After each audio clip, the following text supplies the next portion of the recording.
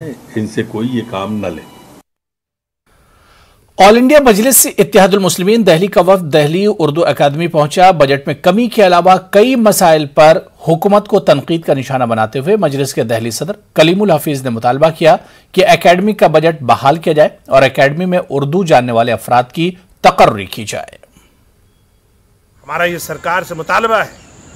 खास तौर से उर्दू के चाहने वालों को मुतालबा है कि आखिर आपको हमने जिता के सरकार में बिठाया है, क्या इस दिन के लिए बिठाया था कि आप दिल्ली उर्दू अकेडमी को मिट्टी में मिला देंगे, जो किसी वक्त में देश की नंबर 1 अकेडमी होती थी और आज वो देश की सबसे नीचे चली गई है। उर्दू के चाहने वाले सरकार को चेता रहे